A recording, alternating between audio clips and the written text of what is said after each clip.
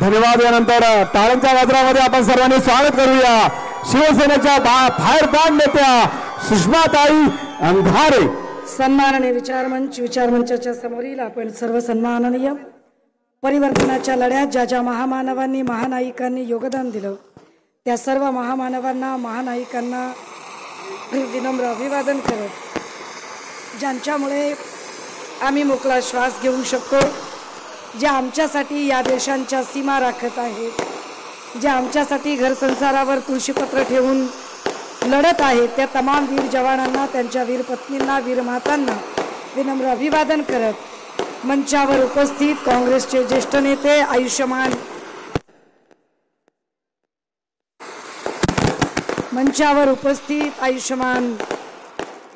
सुनीलजी केदार साहेब, ज्यांचं अत्यंत प्रदीर्घ मार्गदर्शन आपण ऐकलं, ते कर्जत जामखेडचे लोकप्रिय आमदार आणि राष्ट्रवादीचं उमद नेतृत्व आयुष्यमान रोहितदादा पवार, मंचावर उपस्थित आयुष्यमान करमाळ्याचे आमदार नारायणजी पाटील, तद्वतच या मंचावर उपस्थित शिवसेनेचे बळीराम यादव, महेश तोरडमल, पोपट धनावडे, नाझीम काझी, अक्षय तोरडमल, अमृत लिंगाडे, सुभाष जाधव, अजित कानगुडे, दीपक मांगे, अमोल सुपेकर, संतोष गायकवाड, नखन जगताप, अनिल यादव, दादा लोंढे, रामराजे तोरडमल, दादा शिंगाडे, मंचावर उपस्थित काँग्रेस, राष्ट्रवादी काँग्रेस, सीपीआय, सीपीएम, आम आदमी पार्टी, शेतकरी कामगार पक्ष, Republican party of India, Deepak भाऊ निकाळजे गट, मराठा महासंघ, संभाजी ब्रिगेड, तद्वतच सर्व राजकीय सामाजिक संघटनांचे सन्माननीय पदाधिकारी आणि सर्व डिजिटल तथा प्रिंट माध्यमांचे मान्यवर प्रतिनिधी आणि आपण सर्व भावांनो आणि बहिणींनो, खरं तर रोहितदादांचं एवढं चांगलं मार्गदर्शन झालं, मला असं राहून राहून वाटत होतं की कशाला तिकडची सभा, बरं माझी तिकडची सभा चांगली झाली असती, तिकडची तुमची सभा चांगली झाली असती, उगाच सगळं हे करायला लागलं। दादा हो, स्थानिकचे एवढे सगळे मुद्दे इतक्या विस्तृत पद्धतीने रोहितदादांनी घेतलेले आहेत की मला नाही वाटत की मी त्यावर पुनरुजळणी केली पाहिजे। फार बारकाईने त्यांनी या मतदारसंघातल्या छोट्यातल्या छोट्या मुद्द्याला आणि त्या मुद्द्यांवर काय काय काम केलं या संदर्भात आपली अत्यंत विस्तृत अशी भूमिका आपल्या समोर विशद केली आहे। माझ्यानंतर आयुष्यमान सुनील केदार साहेब बोलणार आहेत, त्यामुळे मी माझी भूमिका फार थोडक्यात मांडायचा प्रयत्न करते। राजे हो, जसं रोहितदादांनी सांगितलं की जामखेडला सभा झाली, मलाही वाटलं की येताना ऐकावं आपण की नेमकं काय बोलतात फडणवीस साहेब, नेमकं काय सांगतात अहमदनगर जिल्ह्याबद्दल, जामखेडबद्दल, कर्जतबद्दल, त्यांच्या एकूण काय भूमिका आहे, त्यांचा अभ्यास काय आहे, त्यांचं विजन काय आहे, ते विजन आपण ऐकलं पाहिजे असं मला सातत्याने वाटत होतं। पण तत्पूर्वी मी इथं आल्यानंतर म्हणजे मला तर माहिती नाही की हा असा काहीतरी चालू आहे, काही महिला वक्त्या बोलत होत्या, फार सुंदर पद्धतीने त्या मांडत होत्या।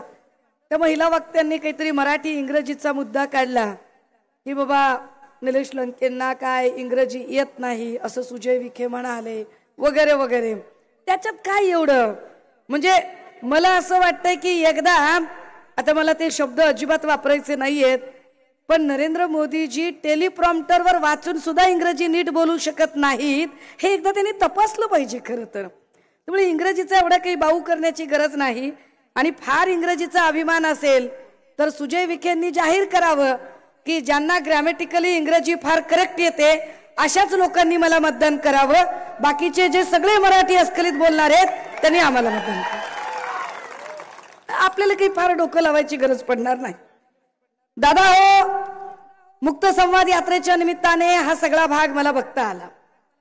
महाप्रबोधन यात्रेमध्ये सबंध राज्य चांद्यापासून बांद्यापर्यंत पिंजून काढलं होतं। महाप्रबोधन यात्रेमध्ये जवळपास आम्ही 73 सभा घेतल्या होत्या आणि डंके की चोट पर सांगितलं होतं की अपना स्टाइल है, इलाका तुम्हारा और धमाका हमारा। त्यानंतर आम्ही मुक्त संवाद 45 दिवसांचा केला. हे यासाठी सांगितलं पाहिजे की देवेंद्र फडणवीसांनी आज भरमसाठ आकडेवारी सांगितली आणि भरमसाठ आकडेवारी सांगताना आमचं काय विजन आहे, आम्ही काय काय काम करतोय, एवढे कोटी तेवढे कोटी, असं बरंच काय सांगत होते. फडणवीसांना कदाचित प्रश्न माहीत नसतील तर प्रश्न कुणीतरी सांगितले पाहिजेत. कारण बऱ्याच लोकांना म्हणजे काही पंटर असतात, काही डिजिटल पोर्टलवाले असतात, काही त्यांनीच कॅमेरा आणि स्टुडिओ घेऊन दिलेले युट्यूबर असतात. असे लोक त्यांचा एक गोड गैरसमज करून देतात की फडणवीस म्हणजे फार अभ्यासू माणूस आहे. माफ करा, जरा दुरुस्त्या करून घ्या. देवेंद्र फडणवीस कुठल्याही अंगाने मला अभ्यासू अजिबात वाटत नाहीत आणि हे फार जबाबदारीने आणि फार गांभीर्याने मी माझं निरीक्षण नोंदवतेय. देवेंद्रजी हे कुठल्याही अंगाने मला अभ्यासू जाणवत नाहीत आणि चाणक्य तर अजिबात नाही. मी वारंवार सांगते, चाणक्य कुणाला म्हणतात दादा? चाणक्य त्या माणसाला म्हणतात ज्याने काही नेते घडवलेले असते, त्याला आपण चाणक्य म्हणतो. उदाहरणार्थ जर कुणी असं विचारलं की बाबा वंदनीय बाळासाहेबांनी कोणाला घडवलं, तर लोक सांगू शकतात की वंदनीय बाळासाहेबांच्या तालमीमध्ये मनोहर जोशींसारखे नेते तयार झाले. जे आढळराव पाटील तिकडे गेलेले आहेत ते सुद्धा आमचंच प्रोडक्शन आहे. किंवा संभाजीनगरला आता उभे असलेले चंद्रकांत खैरे साहेब वंदनीय बाळासाहेबांनी घडवले. तिकडे अनंतराव अडसूळ असतील, वंदनीय बाळासाहेबांनी घडवले. ज्यांचं इंजिन आता बंद पडलेलं आहे ते राज ठाकरे असतील. किंवा या राज्याचे मुख्यमंत्री दस्तूर खुद्द उद्धव बाळासाहेब ठाकरे साहेब असतील.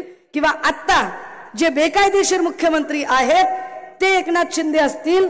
या सगळ्यांना कुणी घडवलं? तर ते वंदनीय बाळासाहेबांनी घडवलं. पवार साहेबांनी कुणाला घडवलं? तर वळसे पाटील पवार साहेबांनी घडवले. प्रफुल्ल पटेल पवार साहेबांनी घडवले. कितीतरी नावं, हसन मुश्रीफ पवार साहेबांनी घडवले. चिक्कार नावं मी सांगू शकते. अगदी अजित दादा पवार साहेबांच्या तालमीत घडले. हे सगळे नेते पवार साहेबांनी घडवले. देवेंद्रजींनी कुणाला घडवलं? कुणाला घडवलं देवेंद्रजींनी? देवेंद्रजींनी माणसं घडवली नाही, देवेंद्रजींनी नेते घडवले नाही. देवेंद्रजींनी लॉट मधला माल चोरला त्यांनी माल. देवेंद्रजींनी नेते चोरले आणि त्यांच्याकडे जे नेतेपणाचं कॅलिबर असणारी लोक होती ती त्यांनी संपवली, बिनधास्त संपवली. मग सुधीर मुनगंटीवार असतील, चंद्रकांत पाटील असतील, अशी अनेक माणसं त्यांनी संपवली. विनोद तावडे त्यांच्या तावडीतनं सुटले, हा भाग वेगळा. पंकजा मुंडेंनाही संपवायचं राजकारण त्यांनीच केलं. आता जे तुम्हाला चित्र दिसत आहे ती सगळी वरवरची सगळी काय म्हणता येईल त्याला मलमपट्टी आहे. शेवटच्या 2 दिवसात कळेल की यंत्रणा कशा पॅरालाइज केल्या जातात त्या, आणि ते लक्षात येईल. देवेंद्रजी चाणक्य नाही. देवेंद्रजींनी माणसं चोरली, पण लक्षात घ्या त्यांच्याकडे चोरण्याची कला असेल, आमच्याकडे माणसं पेरण्याची कला आहे. आम्ही माणसं पेरली. त्यामुळे अभ्यास नसेल तर देवेंद्रजींना एकदा सांगितलं पाहिजे की नेमके प्रश्न काय आहेत. मुक्त संवादच्या माध्यमातून फिरताना जे जाणवलं, आम्ही मातृतीर्थ जिजाऊंच्या तिथून सुरुवात केली होती सिंदखेड राजापासून. बुलढाण्याचा समृद्धी महामार्ग बुलढाण्यामध्ये शेडनेटचं काम करणाऱ्या बायका आहेत, ज्या शेडनेटला अवकाळी पावसाने फार दगाफटका झाला, ज्याच्यात अजिबात कुठलीही नुकसान भरपाई मिळाली नाही, पीक विमा मिळाला नाही. तिथून थोडंसं जरा पुढे आलं तर लोणार सरोवर आहे, जे जागतिक दर्जाचं सरोवर आहे. परंतु या सरोवराच्या तिथून समृद्धी महामार्ग 38 किलोमीटर अलीकडून गेलाय. तो जर 38 किलोमीटर तिथून गेला असता तर बुलढाणा जिल्ह्यातल्या 50,000 लोकांचा रोजगार सुरू झाला असता. ते देवेंद्रजींना आणि एकनाथ शिंदेंना करायला जमलेलं नाही. तिथून पुढे थोडंसं मोप आणि रिसोडला यायचं. मोप आणि रिसोड मध्ये बिबा फोडणाऱ्या बायका आहेत. कदाचित यांचे प्रश्न तर त्यांना गावीही नसतील, त्यांना कळतही नसेल की बिबा फोडण्याचा उद्योग काय असतो, बिब्याची गोडंबी फोडणं आणि किती घातक काम आहे. पण त्यावर काम करणाऱ्या बायका आहेत ज्यांचा कुठलाही इन्शुरन्स नाहीये, ज्यांना घरकुल मिळालेलं नाहीये, ज्यांच्याकडे कुठलीही काय तुमचे ते शौचालय स्वच्छतागृह असली कुठलीच सुविधा नाहीये. जरा मोप आणि रिसोड वरून अलीकडे यायचं हिंगोलीमध्ये हळद पीक आहे दादा हो. हळद पिकाचं नुकसान झालं, अवकाळी पाऊस झाल्या, गारा झाल्या. या पिकांची कुठलीही पंचनामे झाले नाही, त्याची नुकसान भरपाई झाली नाही. देवेंद्रजींना माहित नसेल तर देवेंद्रजींनी माझ्याकडून ट्युशन घ्यावी. मी सांगायला तयार आहे त्यांना. मग हिंगोलीच्या थोडं अलीकडे यायचं परभणी. काय आहे परभणीतली परिस्थिती? परभणीमध्ये ऍग्रिकल्चरल कॉलेजेस आहेत, परभणीमध्ये काही आता मेडिकल कॉलेज आलेलं आहे, परभणीमध्ये फार्मसी आहे. फार्मसीची पोरं मुक्त संवादामध्ये येऊन भेटतात आणि सांगतात, ताई एका कॉलेजमध्ये किमान एका वर्षाला 200 पोरं बी फार्मसी करून बाहेर पडतात. जिल्ह्यामध्ये किमान एका जिल्ह्याला 15 कॉलेज आहेत, म्हणजे 15 दुने 30, 3000 विद्यार्थी राज्यभरातनं 1 ते 1.25 लाख विद्यार्थी बाहेर पडतात. 1 ते 1.25 लाख विद्यार्थी बाहेर पडतात. बी फार्मसी केलेल्या पोराला काय करायला पाहिजे? मेडिकलचं दुकान टाकायचं. पण जेव्हा 1.25 लाख विद्यार्थी बाहेर पडतात त्यावेळेला काही लाखभर पोरांना मेडिकल दुकान टाकता येत नाही, पैसे नाहीत ना तेवढे. किती पोरं टाकू शकतील मेडिकलचं दुकान? तर 25 ते 30,000 पोरं मेडिकल टाकू शकतात. उरलेल्या 75,000 पोरांनी काय करावं? तर उरलेल्या 75,000 पोरांची गरज असते की त्यांनी गोळ्या औषधं बनवणाऱ्या कंपन्यांमध्ये नोकऱ्या शोधाव्या. पण महाराष्ट्रात गोळ्या औषधं बनवणारी कंपनीच नाहीये. सत्ता असताना आमचे नेते सन्मान्य आदित्यजी यांनी मल्टी ड्रग्ज प्रोजेक्ट आणला, गोळ्या औषधं बनवणारी कंपनी व्हावी म्हटलं. आज देवेंद्रजी फार तावातावात आकडे सांगत होते, आम्ही हे केलं, आम्ही असं करणार आहोत, आम्ही तसं करणार आहोत, आमच्याकडे एवढे पैसे आहेत, आणि रामभाऊ मी तुमचा बेरर चेक आहे, आणि मला इथं अण्णाला पण निवडून. तुम्ही ऐका देवेंद्रजी, ऐका, असे रेकून रेकून बोलू नका. ऐका तुम्ही की एवढ्या बी फार्मसी करणाऱ्या पोरांचं 75,000 पोरं, दर वर्षाला 75,000 पोरं ज्यांना गोळ्या औषधं बनवणाऱ्या कंपन्यांमध्ये काम हवंय, त्यांचा मल्टी ड्रगचा प्रोजेक्ट इथं MOU केला होता सन्मान्य नेते आदित्यजी ठाकरे यांनी. मात्र तुम्ही काय केलं? तुम्ही तो अख्खाच्या अख्खा प्रोजेक्ट सत्ता बदल झाल्यावर अहमदाबादला पळवला. आता आमची पोरं नोकरी करण्यासाठी अहमदाबादला जातील. परभणीच्या अलीकडे यायचं राजे हो, जरा माजलगाव मध्ये यायचं आणि बीड लागतं लगेचच. काय परिस्थिती आहे माजलगाव आणि बीड मध्ये? मल्टी स्टेटच्या बँका, या मल्टी स्टेट बँकवाल्यांनी अख्खी बीड लुटून खाल्ली. 3 जिल्ह्यांवर त्यांचा परिणाम झाला. 3 जिल्ह्यातल्या लोकांना लुटून खाल्लं. ज्ञानराधा नावाची बँक असेल किंवा राजस्थानी बँक असेल, ज्ञानराधा बँकेने 24,000 कोटी, कशाला म्हणतात 24,000 कोटी लोकांचे पैसे त्याच्यावर धाड पडली. पण त्याचा मालक सुरेश कुटे दुसऱ्याच दिवशी नागपूरमध्ये जातो आणि चंद्रशेखर बावनकुळेंच्या हाताने भाजपचा स्कार्फ घालून घेतो. जसाही चंद्रशेखर बावनकुळेंच्या हाताने स्कार्फ घालून घेतला, सुरेश कुटेची इन्क्वायरी थांबली आणि बीड मधले सगळे राजकीय नेते मांडवली करून गप बसले. कारण जो जो बोलेल त्याला 5-10 शेअर जे काही खोके बिके असतील त्यांच्या घरात पोचते झाले. मेलो कोण? गरीब माणूस. कुणी लग्नाचे 2 लाख ठेवले होते, कुणी लेकराच्या नोकरीचे 5 लाख ठेवले होते, कुणी पेन्शनचे 20 लाख ठेवले होते. ह्या सगळ्या लोकांचे पैसे गेले. त्याच्यावर देवेंद्रजी त्याच्यावर बोला की मल्टी स्टेट वाल्यांनी जो चुना लावला महाराष्ट्राला, विशेषतः बीड, नगर आणि संभाजीनगर मधल्या लोकांना, त्यावर देवेंद्रजी का बोलले नसतील बरं? मग आम्ही जरा अलीकडे येतो, अजून आम्ही जरा पाथर्डी आणि तिसगाव भागात येतो. तिसगावच्या लोकांशी आम्ही बोललो, मुक्त संवाद मध्ये बोललो की दादा तुमची अडचण काय आहे?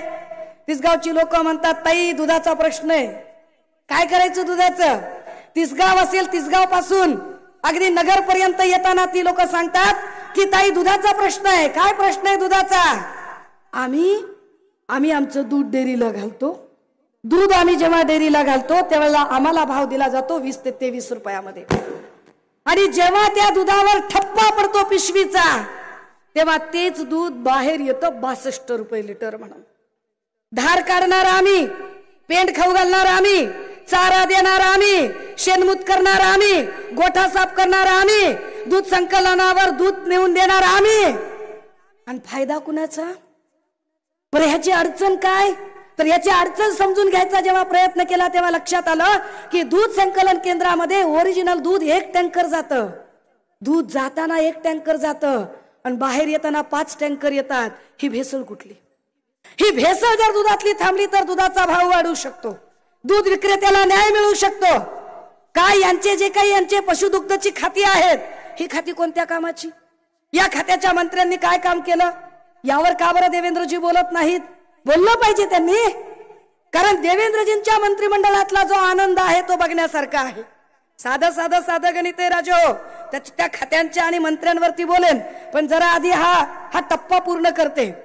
मग आम्ही तिसगाव पासून आम्ही नगर पर्यंत आलो.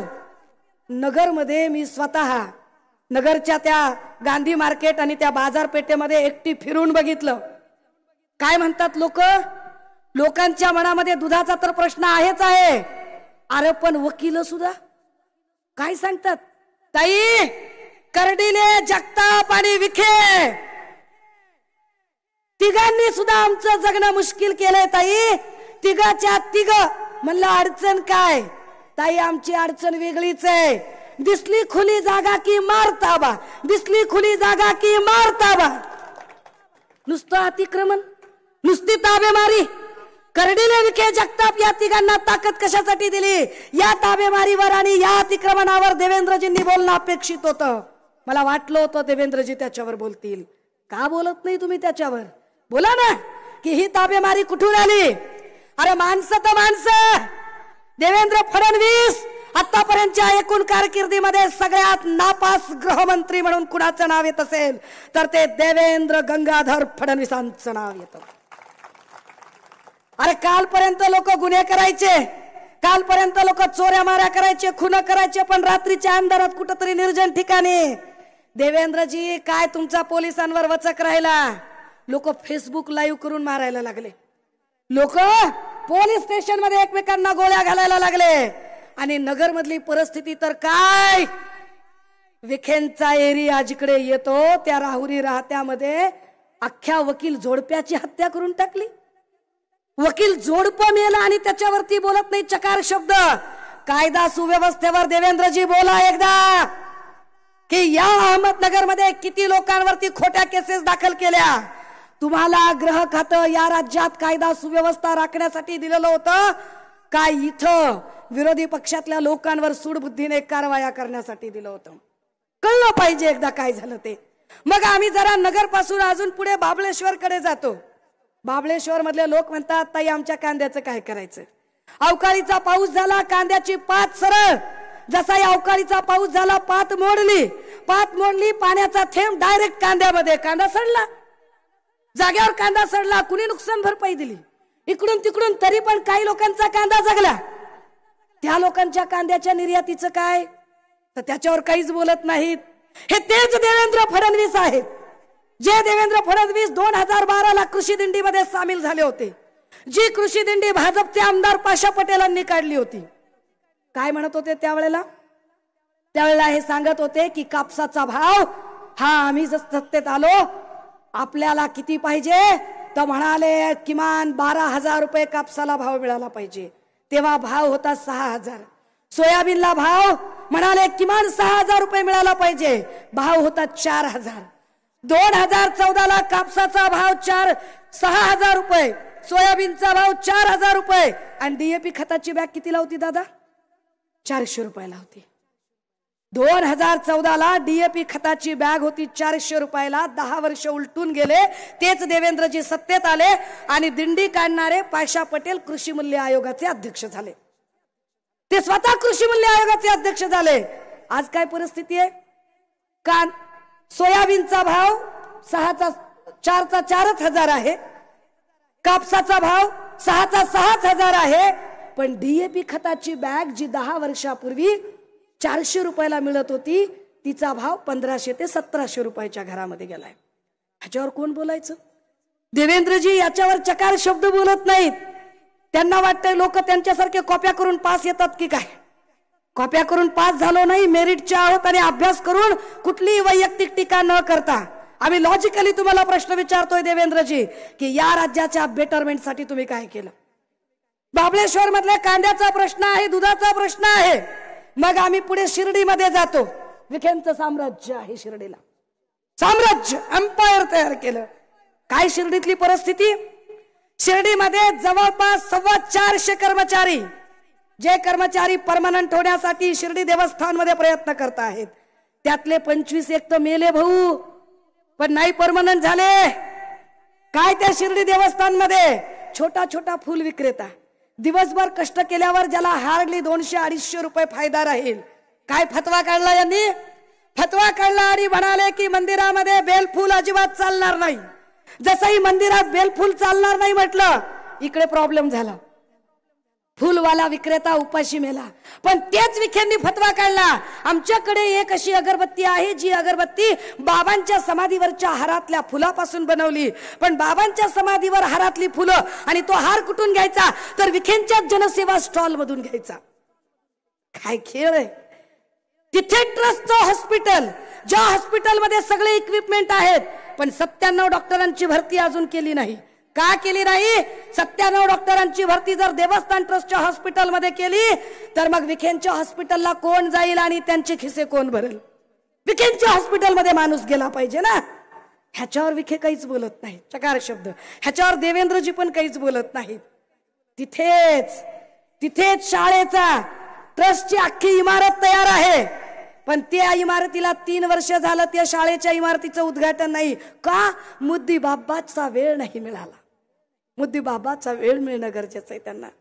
जर पुढे गेलं की पुन्हा नाशिकचा पट्टा सुरू होतो, इगतपुरी आणि त्या पट्ट्यामध्ये शबरी योजना असेल किंवा रमाबाई योजना असेल, आदिवासींच्या पट्ट्यामध्ये कुठलीही योजना पूर्ण झालेली नाही. त्याच्या पुढे जायचं भिवंडीला 13 छोटी धरणं, 4 मोठी धरणं, धरण उशाला आणि कोरड घशाला पिण्याच्या पाण्याचा प्रश्न. देवेंद्रजी त्याच्यावर बोला. अख्ख्या राज्याचा लेखाजोखा मी तुमच्या समोर ठेवायला तयार आहे. अख्ख्या राज्यामधले प्रश्न मी तुमच्या समोर ठेवायला तयार आहे. पण देवेंद्र फडणवीस यावर चकार शब्द बोलत नाहीत. पण ते देवेंद्र फडणवीस जेव्हा उद्धव साहेब बोलतात त्यावेळेला सांगताहेत की मानसिक संतुलन. कुणाचं मानसिक संतुलन? भाषेबद्दल बोलायचंय. देवेंद्रजी, जर मानसिक संतुलनावर बोलायचं असेल तर तुमच्या कारकिर्दीमध्ये या राज्याचा राज्यपाल म्हणून सूत्र घेतणाऱ्या भगतसिंग कोश्यारींनी जेव्हा इथे छत्रपती शिवरायांच्या बद्दल अत्यंत शिवराळ भाषा वापरली, क्रांतिबा ज्योतिबा फुलेंच्या बद्दल शिवराळ भाषा वापरली, विश्वरत्न डॉक्टर बाबासाहेब आंबेडकरांबद्दल शिवराळ भाषा वापरली, तेव्हा तुम्हाला सांगता आलं नाही की कोश्यारींचं मानसिक संतुलन ढासळलंय? तेव्हा नाही बोललात तुम्ही त्यांच्यावर. साधा निंदाव्यंजक ठराव तुम्ही पारित केला नाही. ज्यांना महापुरुषांचा मान राखता येत नाही, ज्यांना शिवछत्रपतींचा मान राखता येत नाही, तुम्हाला मतदानासाठी आता शिवाजी महाराजांचा फोटो लावावा असा वाटतो. जे शिवाजी महाराजांच्या बद्दल कधीही आस्था बाळगून नव्हते ते आता शिवाजी महाराजांचा फोटो वापरणार. कधी मोदीजींना सांगा की मोदीजींचं मानसिक संतुलन किती ढासळलंय ते. जेव्हा ते भटकी आत्मा म्हणतात किंवा जेव्हा ते म्हणतात की मनमोहन सिंग तो बाथरूम में रेनकोट पहन कर नहा रहे थे, ही भाषा कोणत्या याच्यात बसते? याच्यावर कधी देवेंद्रजींनी बोलावं? कधी त्याच्यावरही त्यांनी तोंड उघडावं? पण असो, ते असंही म्हणाले मगाशी जामखेडच्या भाषणात. ते म्हणाले की यांच्याकडे खूप इंजिन आहेत, काँग्रेस, राष्ट्रवादी काँग्रेस आणि या सगळ्यांकडे इंजिन आहेत, पण यांच्या इंजिनामध्ये एकच माणसाला बसायला जागा आहे. सांगतायत कुणासमोर? सुजय विखे समोर. काय देवेंद्रजी शोभतय का तुम्हाला? अहो देवेंद्रजी, शिवसेना ती ट्रेन आहे ज्या शिवसेनेच्या ट्रेन मध्ये मुख्यमंत्री म्हणून पहिल्यांदा जेव्हा संधी मिळाली तेव्हा मनोहर जोशींना संधी मिळालेली होती. संधी मिळाली होती तुमच्याकडे जे आमच्याशी गद्दार होऊन गेले त्या नारायण राणेंना संधी दिलेली होती. ज्या पवार साहेबांबद्दल तुम्ही म्हणताय की पवार साहेबांच्या ट्रेन मध्ये जागा एकच आहे, तिकडे सुप्रियाताई बसतील, तर देवेंद्रजी हे लक्षात घ्या. शक्य होतं त्यांना 2004-2009 ला, तरी सुद्धा संधी मिळाली ती RR पाटलांना. RR आबांना ती संधी मिळाली. RR आबा त्या योग्यतेचे होते, दिली त्यांना संधी दिली छगन भुजबळ साहेबांना, संधी दिली अजित दादांना, आणि यातले आबा तर आज हयात नाहीत, पण ज्यांना संधी दिली ते देवेंद्रजी तुमच्या सोबत आहेत. याच्या उपर तुम्ही जे सांगताय ना, जे देवेंद्रजी सांगतायत की नाही कोण बसणार आहे, देवेंद्रजी तुम्ही ज्या सुजय विखेंच्या साठी प्रचाराला आला त्यांच्या ट्रेन मध्ये कोण बसलं? विठ्ठलराव विखे पाटलांच्या नंतर कोण होतं? कोण आलं बाबा? बाळासाहेब विखे पाटील. का दुसरा कुणी ट्रेन मध्ये बसू शकत नव्हता का? आम्ही जसं जोशी असतील किंवा भुजबळ असतील किंवा राणे असतील कितीतरी लोक ट्रेन मध्ये बसवली, तुमच्याकडे नव्हतं का बसू शकत कुणी? कोण बसलं होतं तुमच्याकडे ट्रेन मध्ये? बाळासाहेब विखे पाटलांच्या नंतर राधाकृष्ण विखे पाटील ट्रेन मध्ये बसले, दिली जागा कुणाला? राधाकृष्ण विखे पाटलांना जसंही वाटलं की आपण मुख्यमंत्री होऊ शकतो, अर्थात देवेंद्रजींनी विखे पाटलांच्या कोपराला गुळ लावलेला आहे, ते कधीच मुख्यमंत्री होणार नाहीत, खात्रीने अजिबात मुख्यमंत्री होत नाही. अहो, जे माणूस ज्याला 30 वर्ष काँग्रेसनं एवढं दिलं त्यांना त्यांच्याशी इमानदार राहत नाही, तो आपल्याशी इमानदार काय राहणार आहे? आणि तो भाजपवाल्यांशी तरी काय इमानदारी करणार आहे? पण ह्यांच्या ट्रेन मध्ये कोण बसलं?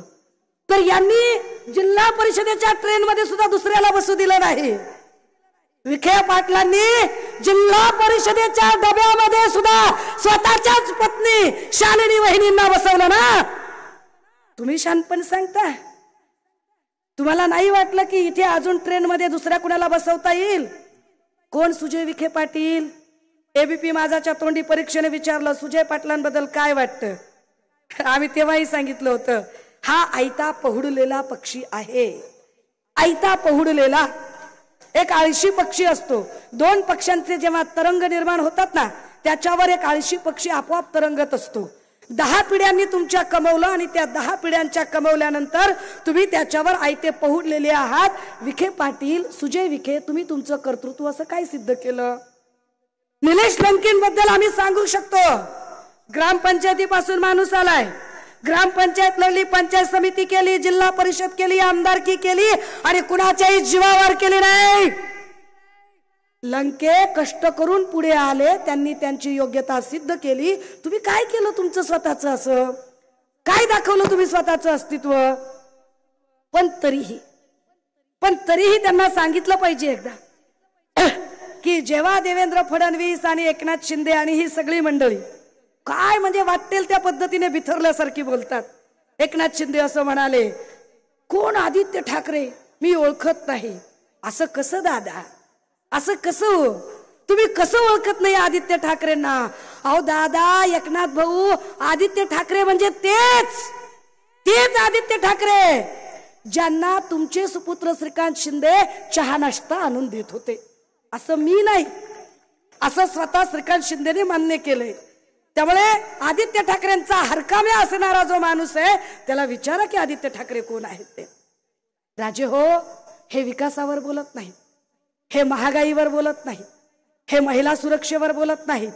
ज्या देवेंद्रजींनी सांगितलं की आपल्याला याला न्याय द्यायचा आहे, त्याला न्याय द्यायचा आहे, आमच्या सोबत जानकर साहेब आहेत. काय जानकर साहेबांचं भलं केलं तुम्ही? जानकर साहेबांना खरंच भलं करायचं असतं तर जिंकणारी जागा दिली असती. जानकर साहेबांचा चेहरा दाखवला, धनगर समुदायाची मतं गुंडाळायचा प्रयत्न केला आणि जाणीवपूर्वक जानकर साहेब पडतील अशी जागा त्यांना तुम्ही दिली. काय भलं केलं? आणि राम शिंदेंना तरी काय धनगर समुदायातलं कळलं आणि किती तुम्ही केलं त्यांच्यासाठी.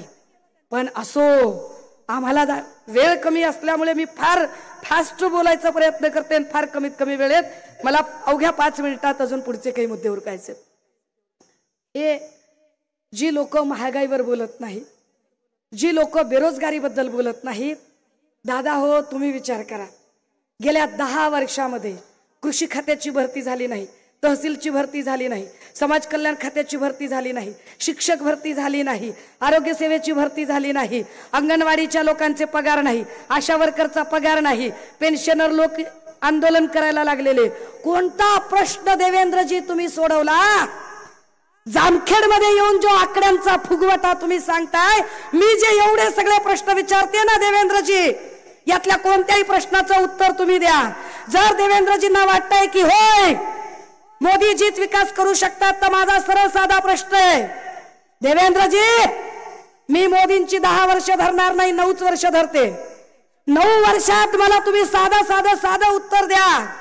9 वर्षात देवेंद्रजींनी मला फक्त आणि फक्त 9 शहरं दाखवावीत ज्याची 100% स्मार्ट सिटी म्हणून पूर्तता झाली. 9 वर्षामध्ये तुम्ही आम्हाला महाराष्ट्रातले 9च जिल्हे दाखवा देवेंद्रजी. 9 जिल्हे की ज्या 9 जिल्ह्यामध्ये एकाही शेतकऱ्याने आत्महत्या केली नाही. देवेंद्रजी फक्त 9 खासदार सांगा, 9 खासदार. देवेंद्र फडणवीसांनी सांगितलं पाहिजे मोदींनी जी योजना आणली होती खासदार दत्तक ग्राम योजना, की एका एका खासदाराने एक एक गाव दत्तक घ्यावं, त्या खासदार दत्तक ग्राम योजनेतनं अशी 9 गावं दाखवा, 9 खासदार दाखवा की ज्यांनी आपल्या गावाचा कायापालट 100% केलेला आहे. देवेंद्रजी 9च भाजपच्या नेत्यांची नावं सांगा, 9च, की ज्या भाजपच्या नेत्यांवर ईडीने धाड टाकली. का? भाजपच्या नेत्यांकडे पैसे नाहीत का? भाजपचे नेते काय माधुकरी मागून जगायला लागलेत का? निवडत भिका लागल्यात का त्यांना? हे काय आहे नेमकं? देवेंद्रजी या सगळ्या प्रश्नांची माझ्याकडे अजून खूप प्रश्नांची सरबत्ती आहे. 9 असे जिल्हे सांगा की जिथे नवीन हॉस्पिटल तुम्ही तयार केलंय. 9 अशी राज्य सांगा, 9 राज्य की ज्या राज्यामध्ये दलित आणि अल्पसंख्याकांवर अजिबात अत्याचार झाले नाहीत. बरं एवढं सगळं बोललं की ते हिंदू मुस्लिम करतात का? देवेंद्रजी बारसू रिफायनरीला तुम्ही लाठी हल्ला केला. लाठी हल्ल्यामध्ये जखमी झालेले लोक हिंदू नव्हते? आळंदीच्या वारकऱ्यांवर तुम्ही लाठी हल्ला केला, ते हिंदू नव्हते? आंतरवली सराटीला आमच्या मराठा भावांवर तुम्ही लाठी हल्ला केला, ते हिंदू नव्हते? आणि हिंदू मुस्लिम म्हणजे काय असतंय? असं काय आहे का बाबा की मुसलमानाला गॅस 1200ला मिळतोय हिंदूला काय 200ला मिळायलाय? होय, मुसलमानाला 200 रुपये किलो तूर डाळ मिळाली आणि हिंदूला काय 30 रुपये किलो मिळाली? होय, मुसलमानाच्या लेकराला 2.5-3 लाख रुपये ऍडमिशनला लागायले आणि हिंदूच्या काय फुकटच ऍडमिशन व्हायलंय का? अरे महागाईची झळ जी हिंदूंना बसते तीच मुस्लिमांना बसते, तीच बौद्धांना, तीच ख्रिश्चनांना, तीच जैनांना बसते. परंतु ज्या लोकांकडे विकासाचे मुद्दे नाहीयेत, जे लोक आमच्या प्रश्नांच्या सरबत्तीला सामोरे जाऊ शकत नाहीत, ते लोक खोटं बोल पण रेटून बोल करतात. काल तर मी संभाजीनगर मध्ये होते, भाषणात अशी इकडनं 2 उठायचे, तिकडनं 2 उठायचे, पक्के सगळे असे 90 मारून बसलेले. म्हणलं असं कसं काय? मग एकाने सांगितलं, ताई इधर भुमरे है ना, भुमरे बोले तो झुमरे. नुसती देशी दारूची आणि परमिट रूमची दुकानं. तुम्ही शानपण सांगता? काय विकासाचं काम केलं तुम्ही? गोरगरिबाच्या लेकरांचं शिक्षण काढून घेता, संविधान बदलाची भाषा करता, वरून सांगता की आम्ही संविधान कशाला बदलू. अहो 1 नेशन 1 इलेक्शन म्हणजेच संविधान बदलताय ना तुम्ही. कारण या देशामध्ये 0 इंटरफिअरन्स आणि डिसेंट्रलायझेशन ऑफ पॉवर सांगताना राष्ट्रपती, लोकसभा, राज्यसभा, विधानसभा, विधान परिषद, महानगरपालिका, नगरपालिका, नगर परिषद, जिल्हा परिषद, पंचायत समिती, ग्रामपंचायत अशा सगळ्या निवडणुका होतील सांगितलं होतं. पण मोदी काय सांगतायत? आम्ही सत्तेत आलो तर 1 नेशन 1 इलेक्शन म्हणजे एकच हुकुमशाह निवडला जाईल. आम्ही म्हणतोय की आमचा अजेंडा 1 नेशन 1 इलेक्शनचा नाही. आमचा अजेंडा आहे की टाटा, बिर्ला, अदानी, अंबानीच्या लेकरांना ज्या क्वालिटीचं, ज्या दर्जाचं शिक्षण मिळतं त्या क्वालिटीचं, त्या दर्जाचं शिक्षण गावखेड्यातल्या आमच्या लेकरांना मिळालं पाहिजे. 1 नेशन 1 एज्युकेशनचा अजेंडा इथं राबवला गेला पाहिजे. ह्या सगळ्यांवर बोलताना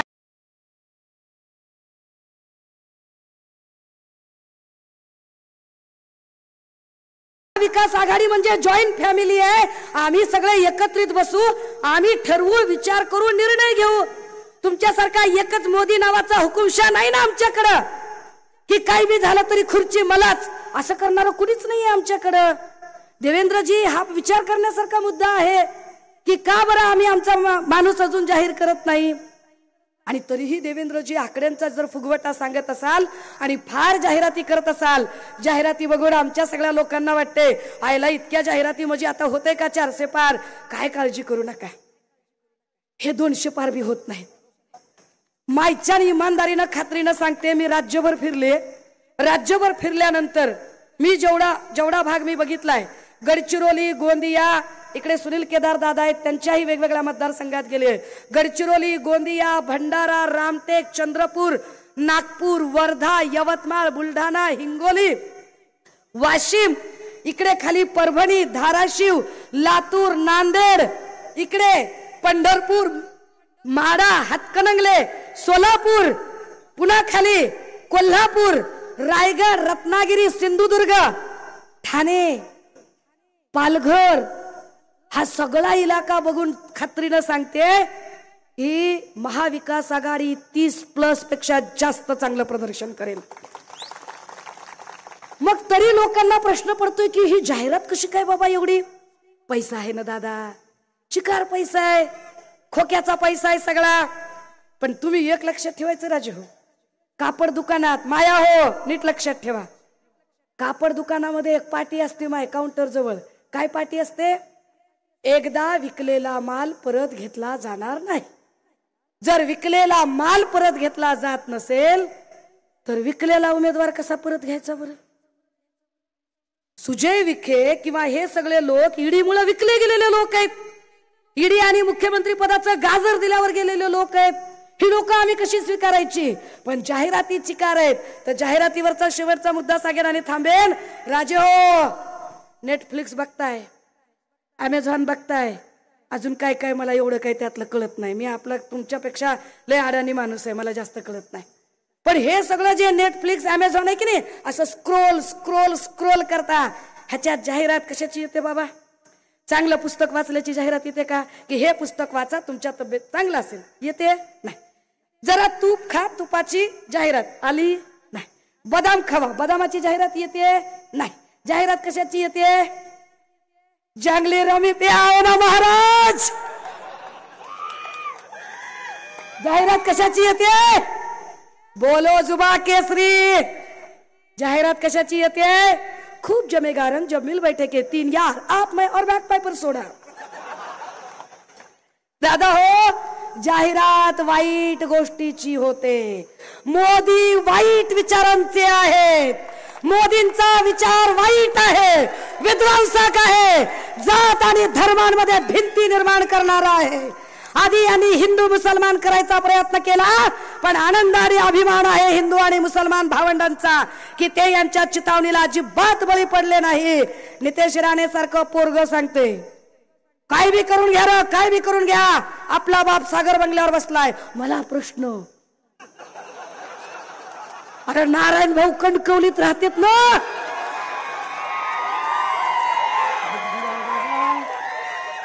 तरी बी म्हणला पत्ता कन्फर्म करून घ्यावा बाबा, चुकला असेल तर. आणि पुढे त्यानंच सांगायचं, पोलिस त्याला रेकॉर्ड करायल्यावर त्यानंच सांगायचं, काय व्हिडिओ काढायचा ते करा रे, फार फार तर काय कराल, आपल्या बायकोला नेऊन दाखवाल. तू कोण असा चिकना बांड तरना की तुझा व्हिडिओ काढावा? कोण तू?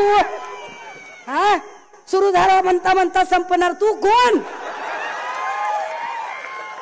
ह्यांनी सांगायचं आम्हाला.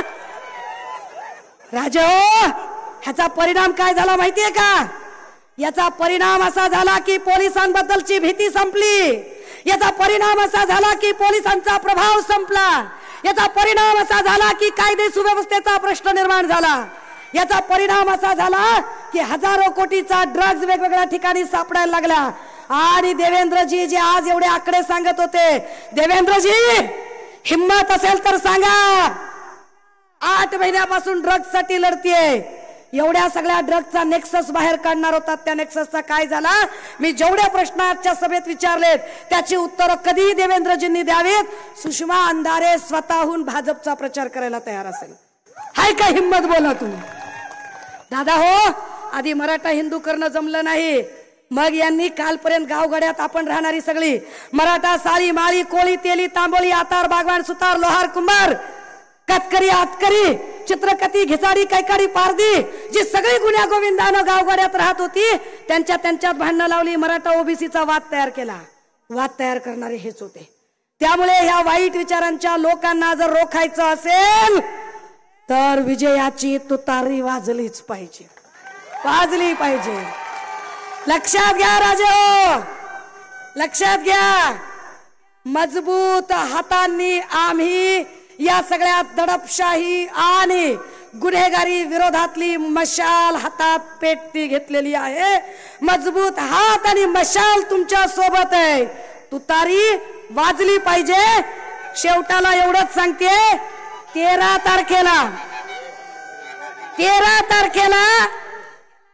तारखेला 1 नंबर कपडे घालायचे, पांढरे फेक कपडे, कार इस्त्रीची टोपी, माया हो झाक साडी घालायची, 1 नंबर साडी घालायची, झोक्यात बाहेर निघायचं, ऐटीत बूथ केंद्रावर जायचं, दणक्यात तुतारीचं बटन दाबायचं आणि बाहेर येऊन विखेच्या सगळ्या एजंटांना सांगायचं, ए तुतारीला दिला रे, तुतारीला, तुतारी तुतारी. तुतारी वाजली पाहिजे. राम कृष्ण हरी. अरे राम कृष्ण हरी.